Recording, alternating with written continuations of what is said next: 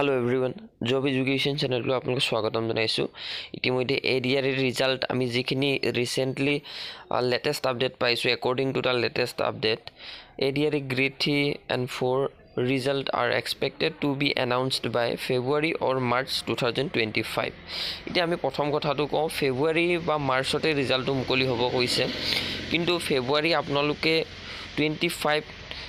মানত ৰিজাল্টটো পোৱা চান্সটো আছে মাৰ্চত হলে বহুতখিনি লেট হৈ যাব কাৰণ মে মাহতে যেটো এপয়েন্টমেন্টৰ কথা আছে আৰু এই এপয়েন্টমেন্টৰ দিয়াৰ পৰিপ্ৰেক্ষিতত ভালেখিনি progress হ'ব লাগে বহুতখিনি আপোনালোকৰ মেনেজমেন্ট থাকে গতিকে সেই তাৰ পৰিপ্ৰেক্ষিততে আপোনালোকৰ প্ৰথম ফেব্ৰুৱাৰীতে ৰিজাল্ট মুকলি কৰিব যেটো মাননীয় হিমন্ত বিশ্ব শৰ্মা ছাৰো কথাটো কৈছে আৰু তাৰ মাজতে এটা ইম্পৰ্টেন্ট কথা বহুতে মোক সুধি আছিল যে গ্ৰেজুৱেট সকলে গ্ৰেড 4 পদতে এপ্লাই কৰিছে তেওঁলোকৰ ৰিজেক্ট লিষ্ট হ'ব এনেকৈ কৈছিল প্ৰথমটো কথা আমি যদি কথা কওঁ যেটো আপুনি গ্ৰেজুৱেটটো লুকুৱাই পিনে যদি আপুনি গ্ৰেড 4 পদত এপ্লাই কৰিছে দ্যাট মিন্স আপোনালোকৰ কোনো ধৰণৰ অসুবিধা নহয় আপুনি গ্ৰেজুৱেট হলেও গ্ৰেড 4 চাকৰি কৰি থাকিব পাৰিব কিন্তু আপুনি সেই গ্ৰেজুৱেট পাস কৰা সাৰ্টিফিকেটখন বা মাৰ্কশিটখন কোনো কামত নাহিব কাৰণ আপুনি যেটো এমপ্লয়মেন্ট এক্সচেঞ্জত আপডেট কৰাই ৰাখিছিল সেই আপডেটটো অনলি আছিল আপোনালোকৰ হায়াৰ সেকেন্ডাৰী পাছলৈকে যেটো গ্ৰেজুৱেট হৈও তেওঁ যদি গ্ৰেজুৱেট আপডেট কৰা নাই তেতিয়াও তেওঁ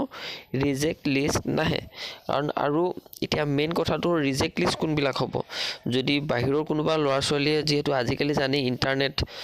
সকলোৱে গম পায় অসমত কি অনলাইন চলি আছে বা কি হৈ আছে এসএসসি জিডিটো আপোনালোকে দেখিছে কেনেকে অসমৰ পোষ্টখিনি ল'বলৈ আহিছে বাহিৰৰ ল'ৰা ছোৱালীয়ে গতিকে তেনে ক্ষেত্ৰত আসাম ডাইৰেক্ট ৰিক্ৰুটমেন্টটো ভালেখিনি কিন্তু বাহিৰৰ ল'ৰা ছোৱালী বাহিৰৰ ষ্টেটৰ ল'ৰা ছোৱালী কিন্তু এপ্লাই কৰিছে এটো কিন্তু সম্ভৱত হয় প্ৰায় ভাবিব গলে কিন্তু এই সকলোবিলাক ধৰা পৰিব কিহত পিআৰসি বা বেলেগ কিছুমান ডকুমেন্টৰ দ্বাৰা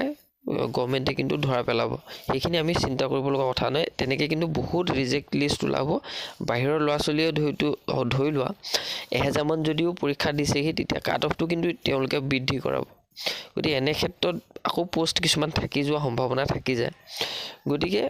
তেওঁলোকহে এটো ৰিজেক্ট লিষ্ট হ'ব এতিয়া আৰু এটা কথা আছে কি গ্ৰেড 4ত যদি গ্ৰেজুৱেট এপ্লাই কৰিছে তেতিয়া হলে কিয় তাত লিখা আছিল যে তেওঁলোকে এপ্লাই কৰিব নোৱাৰিব বা ইয়াতে 8 পাস 10 পাস সকলৰ কাৰণেহে আছে বা হায়াৰ সেকেন্ডাৰী পাছৰ কাৰণেহে আছে এনেকৈ কিয় লিখিছিল এতিয়া আপুনি গ্ৰেজুৱেট কৰিলে ধৰিলো আপোনালোকৰ এটা সন থাকে তাৰিখ থাকে সেই তাৰিখত আপুনি গ্ৰেজুৱেট পাস কৰিছে বিএ কৰিছে বা বিএসসি কৰিছে কিন্তু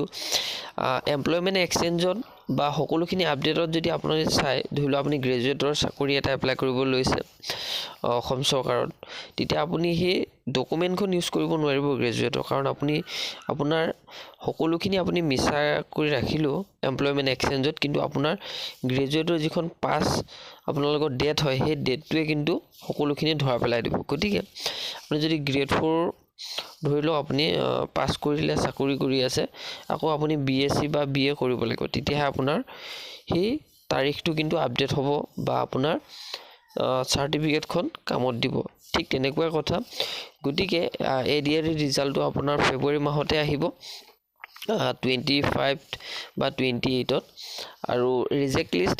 তেওঁলোকে ওলাব যি সকলে এনেকুৱা কৰ্ম কৰিছে বা বাহিৰৰ কোনোবাই যদি এপ্লাই কৰিছেহি আৰু গ্ৰেড 4 পৰীক্ষা দিয়া সকলো ৰিজাল্ট একেলগে এবাৰ মুকলি হোৱা সম্ভাৱনা আছে কাৰণ টাইমটো বহুত বেছি দিন নাই কাৰণ এপয়েন্টমেন্টৰ কাৰণে কাৰণ ইয়াতে ভালেখিনি ডিপাৰ্টমেন্টৰ আকৌ নতুন পোষ্ট ওলাবলৈ আছে গতিকে ডিপাৰ্টমেন্টৰ বহুতখিনি কাম থাকে সো গতিকে এই সকলোবিলাক প্ৰগ্ৰেছ হওঁতে সময়ও যথেষ্ট প্ৰয়োজন হয় গতিকে তেনে ক্ষেত্ৰতে আমাৰ ফেব্ৰুৱাৰী মাহতে কিন্তু ৰিজাল্টটো মুকলি কৰিব কাৰণ ফেব্ৰুৱাৰী মাৰ্চ এপ্ৰিল মে অৰ্থাৎ এই দুমাহৰ টাইম সময়সীমা লৈহে আপোনালোকৰ একদম এপয়েন্টমেন্ট দিব পাৰিব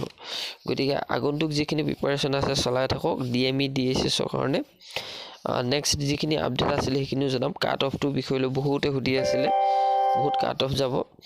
সকলোবিলাক দেখা যাওক কাট অফটো হয়তো বাঢ়িবও পাৰে কমিবও পাৰে কোনো ক'ব নোৱাৰে কাৰণ নেগেটিভ মাৰ্কিংত বহুতখিনি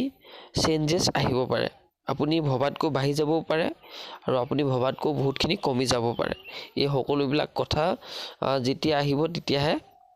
আমি গম পোৱা যাব কোনোবাই 110 115 90 80 ক'লেও মিছা গতিকে ইমানখিনি ইনফৰমেশ্যন আছিলে আগুৱাই যাওক আৰু ভিডিঅ'টো ইমানতে সমাপ্ত কৰিছোঁ চেনেলটো ছাবস্ক্ৰাইব কৰি ৰাখিব